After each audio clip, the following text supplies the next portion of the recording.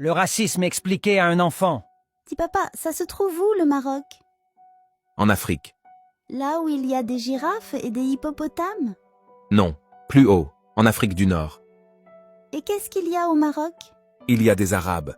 Je croyais que les Arabes vivaient en Arabie. Ce n'est pas ça? Il y a des Arabes partout, même dans le métro. Au Maroc, les Arabes sont des Berbères. Les Berbères, c'est des barbares? Non, les barbares, c'est autre chose. Ce sont des hordes d'envahisseurs.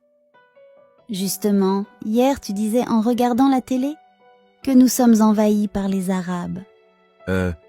Oui, mais ce n'est pas pareil. Il y a des Arabes qui sont gentils, comme l'Arabe, je veux dire comme Brahim, l'épicier du coin.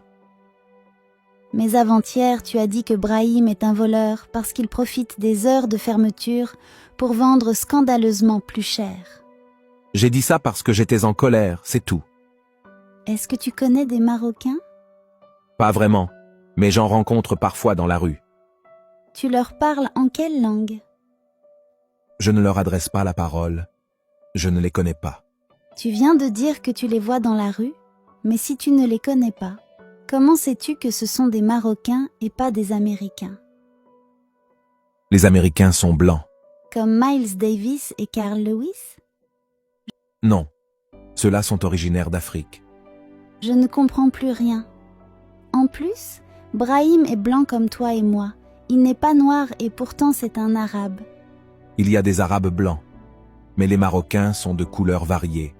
Certains ont la peau très foncée, tandis que d'autres ont le teint clair comme des Hollandais, voilà. Mais dimanche dernier à la télé, il y avait une équipe hollandaise qui jouait au foot. La moitié des joueurs étaient noirs. Ce n'est pas pareil, dans le sport, il y a beaucoup de noirs.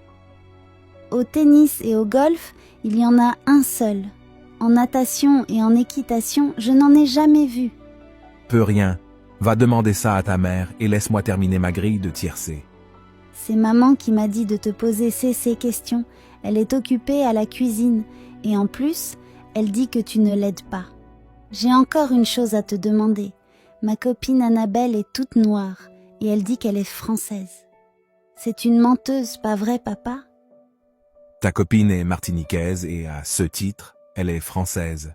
Donc, il y a des Français qui sont noirs et des Marocains qui sont blancs. C'est bien ça? Oui, n'en parlons plus. Ça devient de plus en plus compliqué.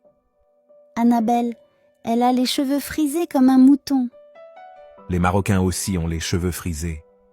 Mais mon copain Momo est marocain. Pourtant, il a les cheveux très lisses. Ça se trouve? Une fois, il m'a dit que nous, les Français, étions des colonialistes. C'est vrai ce qu'il a dit? N'importe quoi. Il a dit qu'avant, on avait envahi son pays et on les avait maltraités. Nous sommes allés chez eux et nous nous y sommes installés pour un temps, c'est tout. Mais eux aussi, ils viennent chez nous et s'y installent. Demain, je dirai à Momo que lui aussi, il est colonialiste. C'est différent. Pour venir chez nous, les Marocains ont besoin d'un visa d'entrée et ensuite d'une carte de séjour. Et avant, c'était pareil pour nous quand nous sommes allés chez eux? Non.